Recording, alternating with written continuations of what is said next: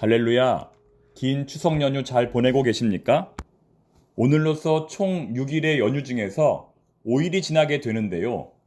연휴가 이렇게 길다 보면 평안한 휴식을 맛보기보다는 오히려 더 피곤하고 힘이 드는 경우가 있습니다. 자녀들을 돌보는 것도 쉽지 않고 다시 연휴가 끝나 출근할 생각을 하면 시간이 지날수록 마음이 더 불안해집니다. 그런 의미에서 베이직교회 조정민 목사님께서 말씀하신 참된 안식에 관하여 우리가 함께 생각해 보면 좋을 것 같습니다. 오랜 기간 휴가를 떠난다고 해서 안식하는 것이 아니다. 참된 안식이란 하나님께서 우리에게 내가 너를 좀 보자. 내가 너를 좀 만나야겠다. 내가 너와 이야기를 좀 나누어야 하겠다라고 하는 하나님의 음성 앞으로 나아가는 것이다. 예배를 통하여 충분히 하나님과 대화하고 하나님과 깊은 사귐의 시간을 갖는 것이 진정한 안식이다. 여러분 그렇습니다. 긴 추석 연휴 어디에서 무슨 일을 하시든지 항상 하나님을 인식하고 하나님과 깊은 교제를 나누는 모든 주의 사랑하는 자녀들이 되시기를 바랍니다. 하나님이 주시는 평안함이 이번 연휴 우리의 모든 가정 가운데 충만히 임하기를 간절히 소망합니다. 이제 10월부터 잠언의 말씀을 새벽 기도의 말씀으로 묵상하게 되는데요. 잠언은 우리에게 지혜롭게 사는 법을 가르쳐주는 지혜서입니다. 삶과 믿음 사이의 갈등 속에서 상식과 믿음이 어떻게 조화될 수 있는지를 보여주고 신랄한 문구와 실용적인 아이디어로 우리를 새로운 수준의 의식으로 끌어올리는 역할을 합니다. 잠언의 중요한 특징은 오랜 시간에 걸쳐 검증된 진리만을 기록했다는 것입니다. 그래서 어떤 학자는 잠언을 압축된 삶의 경험이라고 표현하기도 했습니다. 그러므로 잠언의 말씀은 한꺼번에 이해하려고 하기보다는 묵상을 통해 한 구절 한 구절 서서히 음미하는 것이 효과적입니다. 잠언에 해당하는 히브리어 단어 마샬은 비교하다라는 의미를 가지고 있습니다. 그래서 잠언에는 지혜와 어리석음, 의인과 악인, 생명과 죽음 등 대조적인 것들을 비교함으로써 진리를 전달합니다. 잠언은 저자에 따라 총 7부분으로 나눌 수 있습니다.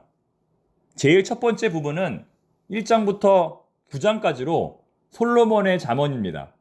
두 번째 부분은 10장부터 22장 16절까지로 역시 솔로몬의 잠언입니다. 세 번째 부분은 22장 17절부터 24장까지로 지혜 있는 자의 말씀입니다.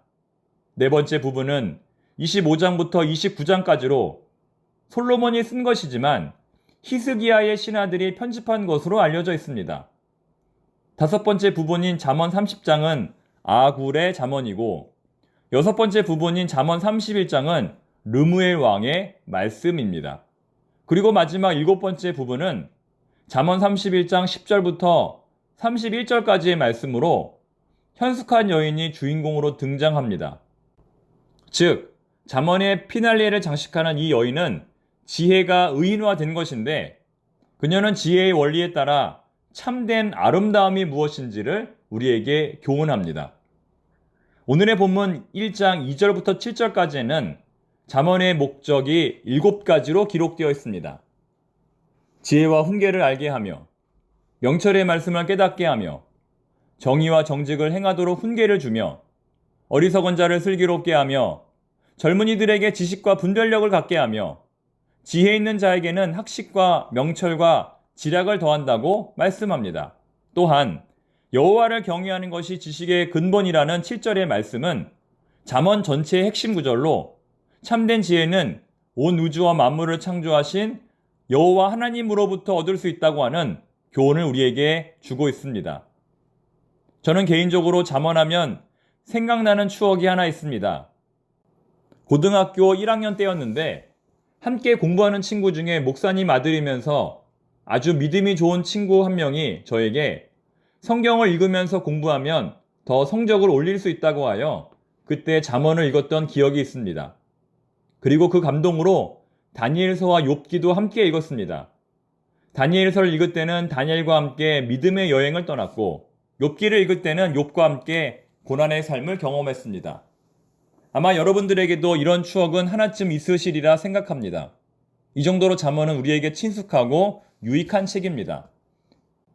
그래서 저는 성경 66권 중에서 처음 예수님을 믿는 사람이 읽으면 좋은 책이 바로 잠언이 아닐까 생각합니다. 이번에 우리가 전도하는 과정에서 성경책을 선물하고 잠언을 읽도록 권한다면 매우 좋을 것 같습니다. 그럼 이제 오늘 본문이 말씀하는 핵심 메시지를 세 가지로 정리해 보겠습니다. 첫째, 참된 지혜는 하나님을 경외함으로 얻을 수 있다는 것입니다. 7절 말씀 한 번 더 읽어보겠습니다. 여호와를 경외하는 것이 지식의 근본이거늘 미련한 자는 지혜와 훈계를 멸시하느니라. 이것은 잠언 전체에서 뿐만 아니라 성경 전체에서 가장 핵심적인 메시지일 것입니다. 참된 지혜는 여호와 하나님을 경외하는 것입니다. 참된 지혜는 예수님만이 유일한 구원의 통로임을 깨닫는 것입니다. 즉, 하나님을 경외함으로 그분의 뜻을 깨닫고 하나님의 마음으로 세상을 살아가는 것, 그리고 더 나아가 그분의 사역에 동참하는 것이 하나님께서 원하시는 참된 지혜일 것입니다. 둘째, 결국 세상 끝에는 최후의 심판이 있다는 것입니다. 10절과 19절을 읽어보겠습니다. 10절, 내 아들아 악한 죄가 너를 꿰을지라도 따르지 말라. 19절, 이익을 탐하는 모든 자의 길은 다 이러하여 자기의 생명을 잃게 하느니라. 세상에서 가장 확실한 것이 있다면 그것은 누구나 죽는다는 것입니다. 그리고 하나님 앞에 나아가 심판을 받는다는 것입니다. 이러한 사실을 알고 있다면 이 세상에서 아무렇게나 자기의 인생을 살아가는 사람은 한 사람도 없을 것입니다. 즉, 우리가 우리의 인생을 아무렇게나 살아가고 악인의 꾀임에 빠져 사는 이유는 하나님 앞에 나아가 받을 심판에 대해서 망각하며 살기 때문입니다. 제가 아는 청년은 아르바이트 모집에 지원했다가 보이스 피싱범으로 체포가 되었습니다. 그 학생은 단순히 돈을 전달해 주었을 뿐인데 그것만으로도 죄가 성립한다는 것입니다. 이렇게 아무것도 모른 채 누군가에게 이용을 당해도 죄값을 치루어야 하는데 죄의 주동자가 되어 누군가를 공범으로 끌어들이고 무고한 사람들에게 해를 가하는 자는 반드시 하나님의 무서운 심판을 받게 될 것입니다. 세 번째, 그러므로 지혜도 믿음처럼 성장하든지 퇴보하든지 둘 중 하나라는 것입니다.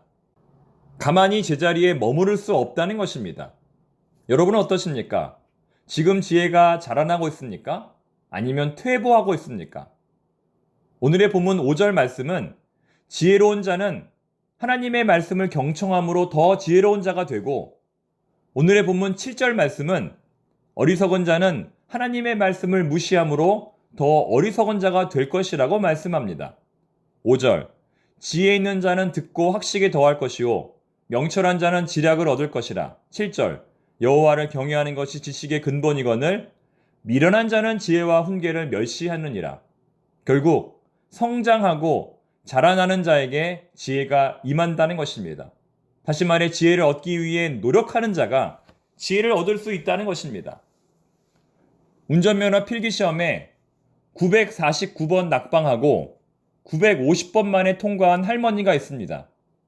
전라도의 차사순 할머니인데 할머니는 이렇게 말했습니다. 꿈은 젊어서 꾸는 것이 아니라 생애 끝까지 꾸는 것이다. 그리고 할머니는 이 글과 사연이 알려지면서 소울이라고 하는 자동차를 선물로 받게 되었다고 합니다. 영화 감독이면서 제작자인 찰리 채플린은 늘 현재에 만족하지 못하고 더 높은 목표를 세웠습니다. 그래서 그에게 그동안 만든 작품 중에서 최고의 작품이 어느 것이냐고 물으면 이렇게 답변했다고 합니다. 내 인생 최고의 작품은 아직 나오지 않았습니다. 내 생애 최고의 작품은 다음 작품입니다. 여러분, 어제 설교 때도 말씀드렸지만 지금 우리에게 가장 필요한 것은 용기입니다. 새로운 일에 다시 도전할 수 있는 용기입니다. 우리는 성장기 그리스도인입니다.